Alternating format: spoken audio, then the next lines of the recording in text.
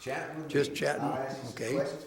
The first thing I need to get is your name, first and last, and the spelling, so I have it on tape. Okay. So, Fain H. Pool, Fain H. Pool, and your address. 4718 82nd Avenue Court, West. Spell out court, C-O-U-R-T. University Place, Washington, Oh, 98466-2319. great.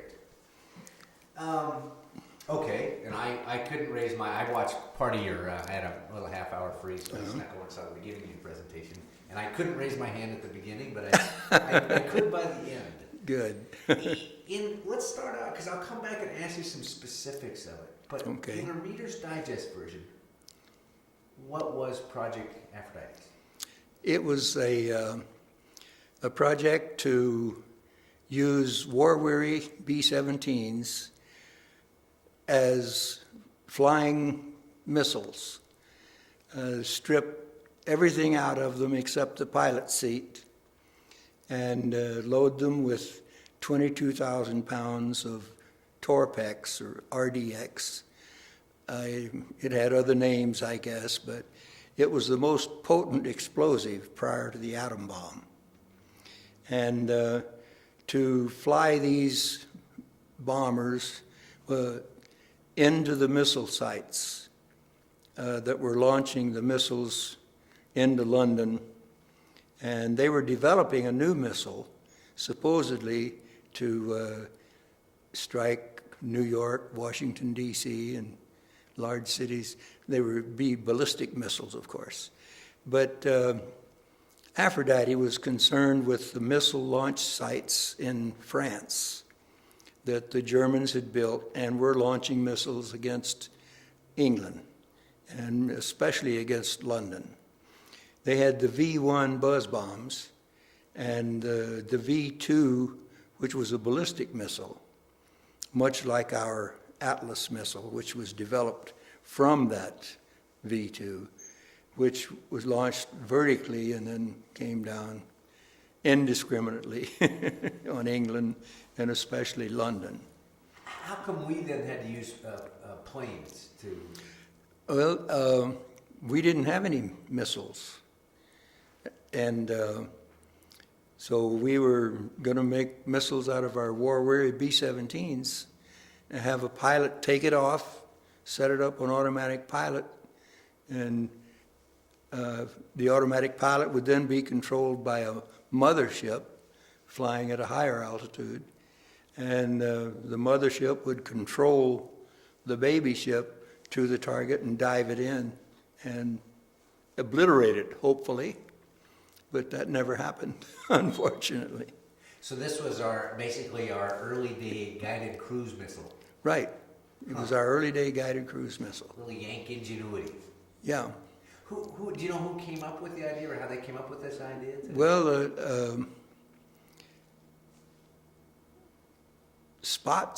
General Spots gets credit for coming up with it. I'm sure he had inputs from some of his staff, and of course Wright Field was working on similar projects, and they came in and worked on Aphrodite, of course, and Eglin Air Force Base was a test base there for guided missiles. Guided bombs, primarily. We didn't have any missiles. We had guided bombs, glide bombs. But they were way ahead of us as far as missiles go. We had rockets, of course, but they were launched from aircraft primarily, or from ships. Now, you say that they or weren't they successful, the Aphrodites? They were not successful. We didn't hit a target. No, we never did get one actually on the target. Close, but not close enough to play horseshoes even. These sound like pretty big firecrackers you're dealing with. Oh, they were the biggest detonations in England or in Europe in World War II.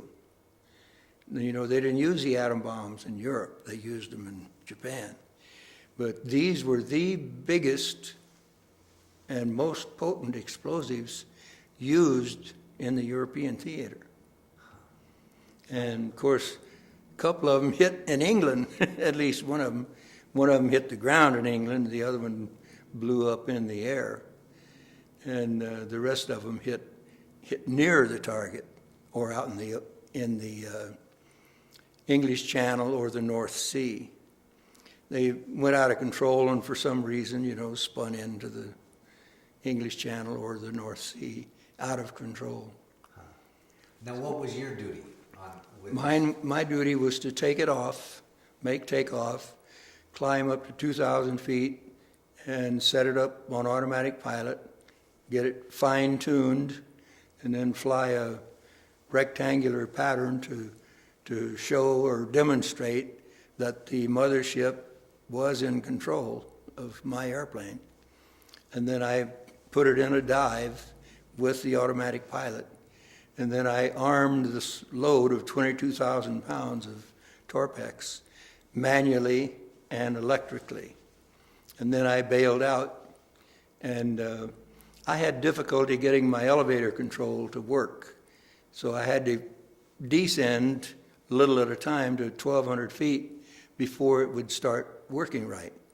So by the time I put it in a dive and got it armed and got out, I was so low that it was only 45 seconds from the time I left the airplane till I hit the ground.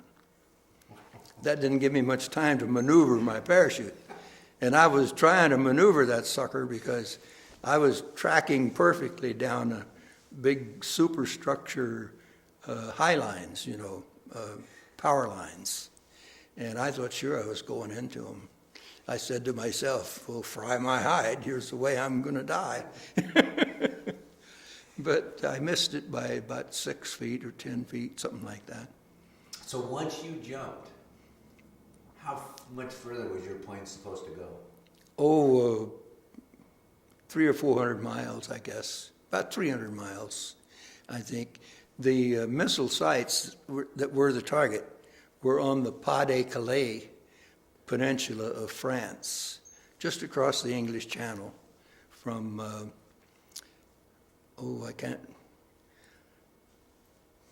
the White Cliffs of Dover, I guess, is about, I can't remember the name of our departure point, Orfordness, I think it was.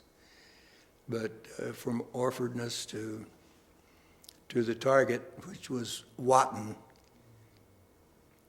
we had about 4 missile sites. Watton, Mimoix, I don't even know how to pronounce them. They're in the book, but I can't remember the names of them now. I'm always impressed. But there were 4 different missile sites that we were after, and missile launch sites. And of course, we were also thinking of using them on sub-pins because bombs hadn't been effective against the submarine pins. But we figured we could fly an airplane into the sub-pins and blow them up. Then that would wipe out the sub-pins. It was a good idea, but we just couldn't get them. Couldn't fine-tune them to get them into there. We either hit short or over or to the right or to the left. How many did they fly off? How many planes, do you know?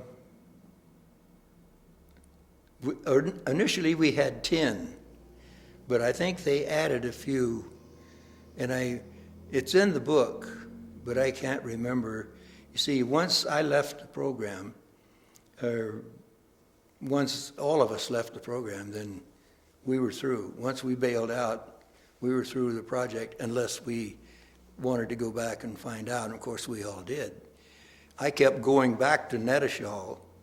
When I'd get a 48-hour pass, I would go to Nettishall instead of going to London, and because all my old buddies were there, and Aphrodite was still going. And I'd get information from them, and that's the only way, because it was top secret. I couldn't even tell my crew where I'd been or what I'd been doing. And I never did until 25 years later, when the book came out. But that must have been kind of tough. I mean, Yeah, well, no, it wasn't tough. You know, you're sworn to secrecy, so you zip your lip. but I mean, you just are in a conversation and you have to think. Yeah, I had to, it was hard on me really to have to tell my crew members, you know, my old buddies. Hell, I was closer to them than anybody, in England at least, and to not be able to explain why I hadn't been around for the last 6 weeks. They thought maybe I'd been in jail, I guess. I don't know. They probably did. I never thought about that much, but no, I never could really tell them where I'd been. Well, now describe to me, I heard you tell the story a little bit, but describe to me getting in the plane, you're sitting there ready to start this up and take off. What it looks like around you, what you have for cargo, and Yeah, well, because we had to crawl through the navigator's hatch, and we had a backpack and a chest pack. Of course, we didn't have those on when we climbed on board. We put them on after we got on board. But the pilot seat was surrounded, you know, with all these wooden boxes of Torpex. And they were wrapped with dynamite cord. So they would all go off at once, you know, rather than a few at a time, and maybe some of them not go off at all.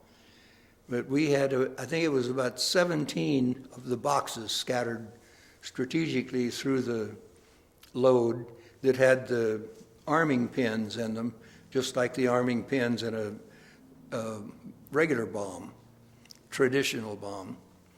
And, you know, you got a pin with a hole in it and a wire going through it. And as long as that wire is in there, it's safe. You can hit it and it isn't going to go off. But you pull that wire out of there and you hit it and it's going to go off. Well, that's the type. We had 17 of those scattered throughout the load. And they all were directed together to a Rube Goldberg handle they had. But pulling 17 of those suckers took a brute strength, so I had to put my foot up against the bulkhead and really yank on it to get the arming wires out. And then I armed it electrically. The dynamite cord came up to a panel with tumbler switches, electrical panel. And I threw a switch, and there was a little light underneath each tumbler. And if they had already tumbled, the red light would come on.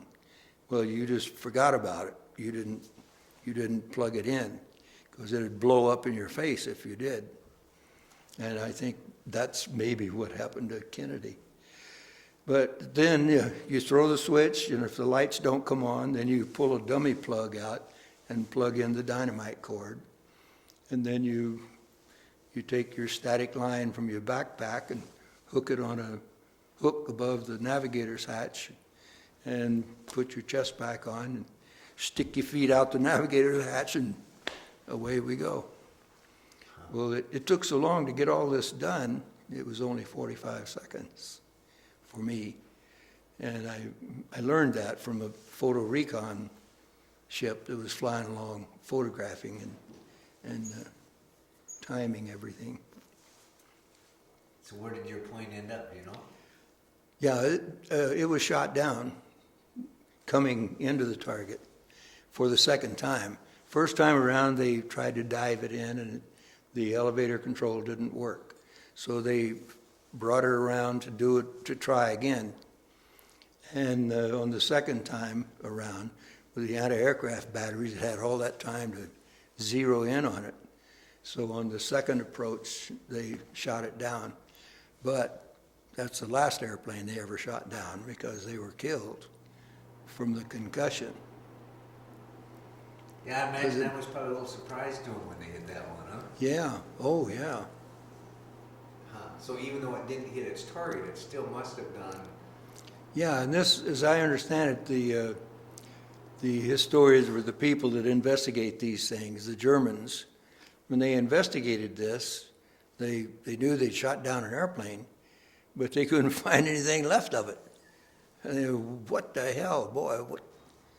that sucker really had a bomb load on it, And so that was kind of mystified. And they didn't find any people. And that was also any of them that they got to see or wonder about, they wondered about no guns and no crew. So I guess they had a pretty good idea of what was going on. But it was so late into the project then that Patton and his tanks had already taken the missile sites. So that was no longer a target. The missile launch sites were no longer a target. So they started using them on submarine pens and industrial targets. But when they started wanting to use them on large populated cities, Churchill said, no way. And to Roosevelt, President Roosevelt. So that was when the last two were launched New Year's Eve, as I understand, or the 1st of January. And that was the end of it. They decided, well, they hadn't had enough success to continue with it. And what year would this have been? I mean, this is pretty much the tail. January 1945. 45. Yeah. Now, the same people, the technical people from Wright-Patterson who were running Aphrodite wound up being the same people who were flying the radio-controlled B-17s through the atom bomb clouds out in the Pacific nuclear tests. Crossroads was the first Pacific nuclear tests, and the same guys that were working with us on Aphrodite were running that. I ran into them at Clovis, New Mexico in June of 1945, and they said, hey, we need you in this outfit, because I'd been on Aphrodite. So they got me transferred, and General Spots signed the order, transferring me from this 467th Bomb Group, I think it was, at Clovis, to Air Research and Development Command.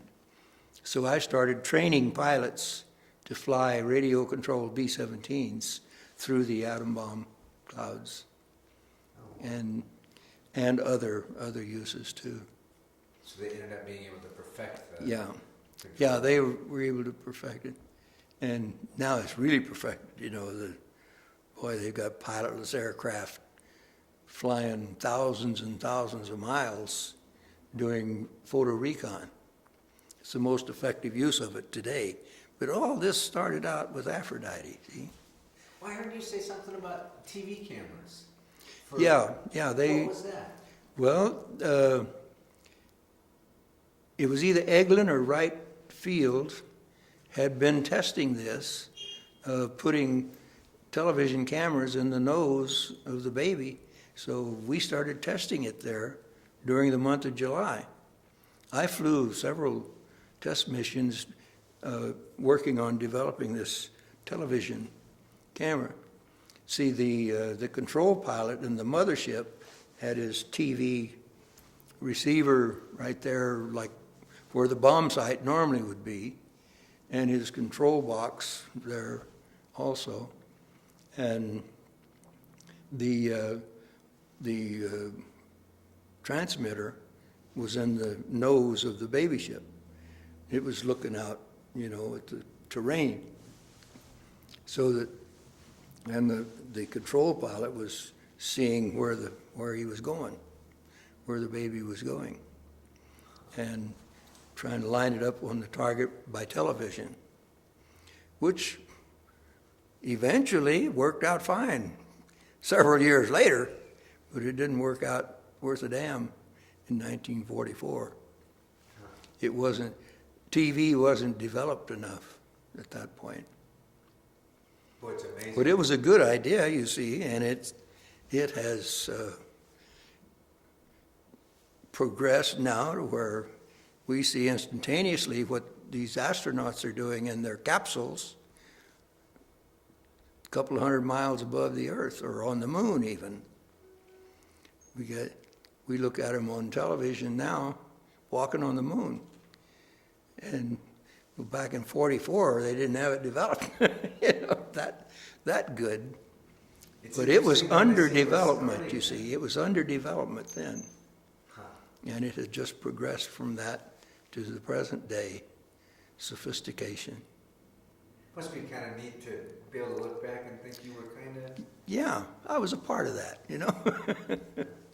Yeah, it really, I do. I swell with pride in looking back and thinking, well, you know what? I was one of those back then. Well, I wonder how many other World War II secrets there were that Oh, all kinds of them, I'm sure. Because the more reading you do, the more you find out of mysterious things that went on that you never dreamed or you never knew about. And there again, you see, my God, I was right there. I was right next door. I didn't know that was going on. That's I've asked a lot of the vets. Yeah. Did you know at the time you were a part of history, or do you only realize that? Oh, no. I was just doing my job, getting a little excitement. Were you just a kid? I knew I was doing something that was new, and that makes it exciting, when you're doing something for the first time it's ever been done, or developing something that needs developing. Now you get a sense of pride from that, Were you just a kid pilot? Were you pretty young? Oh no, I was an old man. I was 26. That's fine. Yeah. 26. Yeah, Well, then there were kids 18 and 19, on my crew. Then you had enough age and wisdom when you sat down in this plane and you have all this explosive wire back here, which I assume is not as stable as could be. Oh no. What was going through your mind, or was it? Well, it was a concern. I'd say, what if that stuff shifts, but yet not enough to really worry about it. You got to. I figured, boy, old Joe better tie that stuff down good, or I'll have his ass. You got to depend on Joe to do his job. You got to get back and get his ass, though. Yeah, you got to get back. But you think about it, especially when I turned the switch on for the converter, and boy, those sparks were flying that close to the dynamite cord. Boy, that got my attention. My hair on my neck kind of stood up when I saw that. Wow. So it's pretty interesting because they talk about Yankee ingenuity in World War II. This was a real good example. Yeah. Maybe it didn't succeed, but yet it was trying to find a way to do something with what we have. It was a stepping stone to something better. And we have taken what we learned from that and developed something really worthwhile, something that does work every time, or almost every time anyway. So where were you when the war ended? I was at Chatham Field, Georgia, flying B-29s. Yeah, it was my daughter's birthday, August 15th. Wow. Of course, she was 1 year old on August 15th when I... Do you think that there's a message from World War II for future generations? Yes, I think so. Together we stand, and divided we fall. And because, boy, we really pulled together. I just can't believe how well the whole nation pulled together to win that war.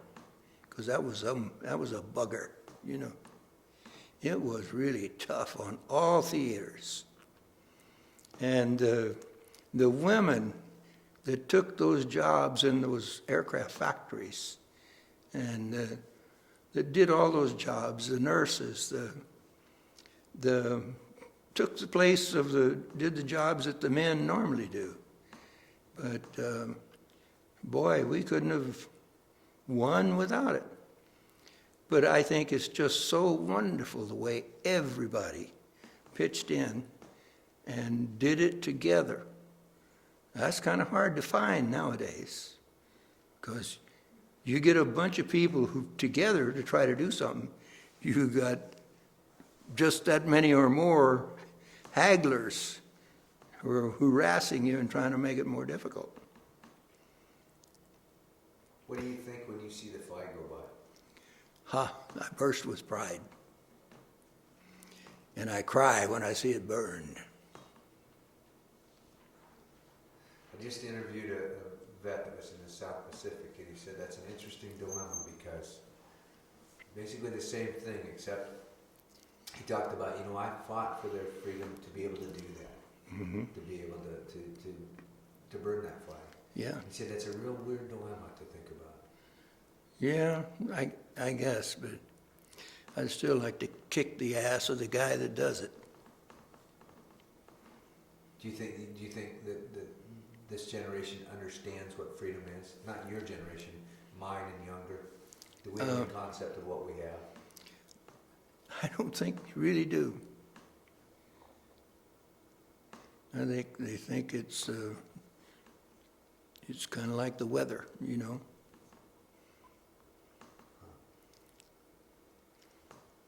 Freedom comes and goes. But I don't know. I don't like to say anything against younger generations, or as we call it.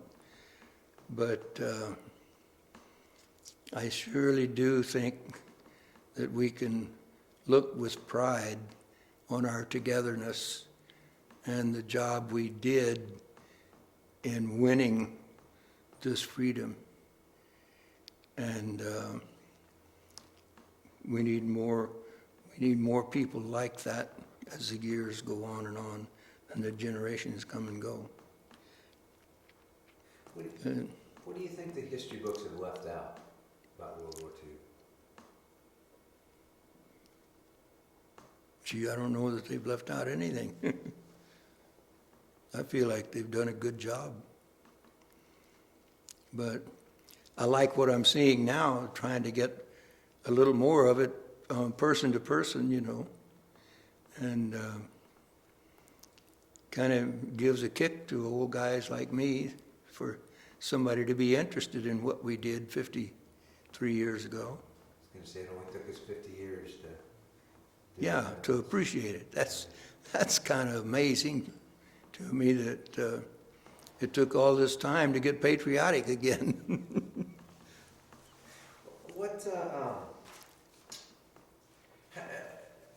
When did you go into service? At what point of the war? June of 42. Yeah, I was working for the post office in Fort Sill, Oklahoma, on Pearl Harbor Day, December 7th. And I was having lunch in my car when I heard on the radio that Pearl Harbor had been attacked. But I had always wanted to be a pilot, and especially an Army pilot. And so, boy, I couldn't wait to see if I couldn't get into pilot training, and I made it. So I went into the civilian pilot training program first, and on June 5th, I think it was, I got my private pilot's license, graduated from that civilian pilot training program, and took my Air Force exam, and passed it, and I was sworn in June 5th, 1942, as a private in the Air Corps, in Air Corps Reserve, waiting to be called active duty as an aviation cadet. And November the 11th, Memorial, or Armistice Day, they called it, I was called active duty and went to Santa Ana, California for my pre-flight training, and what's called basic training now. And then I went to primary flight school in Santa Ana, California. I think it was in February of '43. And then Lemoore, California for basic, and then Douglas, Arizona for advanced. And I got my commission and my pilot's wings 1st of October, 1943. I was in pilot class 43I. And that's when I realized my life's ambition, up to that point anyway. Where did they send you? And then they sent me to Roswell, New Mexico to B-17 training. So I finished that training in December 19th, and got on a train for Salt Lake City, Utah to pick up my combat crew and all my equipment. And then I went to Ardmore, Oklahoma after I and my crew went to Ardmore and went through combat crew training for B-17s. And I was the aircraft commander, pilot. I had a co-pilot, bombardier, navigator, and 6 gunners. Had a top turret gunner, who was the engineer, ball turret gunner, radio operator gunner, and a left and right waist gunner, and a tail gunner. So 10 of us. And we stayed together from then until we completed our combat tour. Now, when I went on Aphrodite, they, rather than just sit around not flying, they had them fly with other pilots in the squadron while I was on temporary duty. And so they got ahead of me in missions. But after I left Aphrodite, came back, then I got my crew back, and we finished their tour first. And then I finished my tour November the 16th of '44. And got promoted to captain the same day. Also, I was the only one that got back from the mission that day. The weather was so bad that all the other airplanes landed at other bases in England and France and Belgium, all over. But boy, there was nobody going to keep me from getting back that day. So I made my first pass, and I wasn't lined up well enough with the runway. It's foggy, so foggy it was pathetic, and you could hardly see anything. But I could see the runway lights enough to know that I couldn't make it. So I poured the coal on to go around again, and boy, another B-17 coming from the opposite direction. So we just barely missed each other. And he gave up and went someplace else.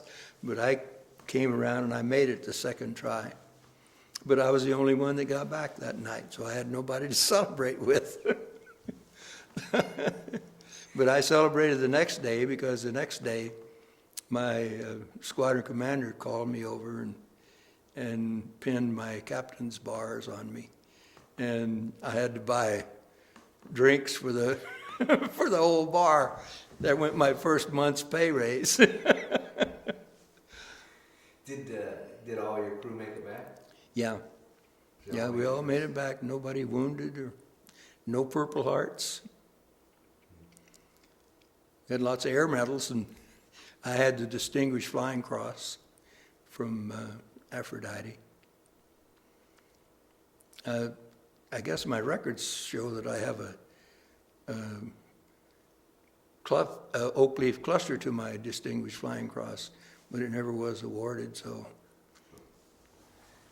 But it's in my record somewhere. What did you stay in touch? I mean, I don't know if all of them are still alive. Yeah, we've, though I'm the only one that I know of is still alive. I kept in touch with my co-pilot and my bombardier. My co-pilot died last, I think it was September of last year, and my bombardier died in March or April, March I think it was, of this year. So what do those guys mean to you? Oh, And how I ask this is, on your timeline of life, World War II was this very, very short time. mm-hmm. But yet I've discovered that there's this very unique... I have found that. I don't know what there is about it, but even people I've talked to, that was only 9 or 10 months of my whole life. But I remember things that happened during that 10 months more vividly than any other period of my life. And I think it's because we were getting shot at, And I think that makes you remember being missed, at least, because I had some really close calls. I've got a couple of pieces of flak that I brought back. One of them was right in the windshield, right in front of my face, but it stuck in the windshield. It would have hit me right in the face. And another one that came up and just missed my elbow and hit the top of the cockpit and fell back down. So I brought those 2 pieces of flak back with me. I have them mounted in my shadow box. But as for how I felt with those 2 guys, you feel like brothers, really close. Yeah, I was sure happy to I got together with them at least once every 2 years, my bombardier. But my co-pilot, he came up to visit me a couple of times extra, other than just at the reunions. But I'm the only one that I know of still living. I'm the only one of my family still living, so I'm the patriarch. I was the 8th child, and all my brothers and sisters gone.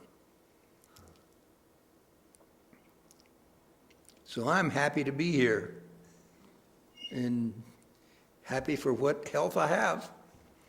I used to fill out these questionnaires, say, how would you rate your health? I always says, very good, or excellent.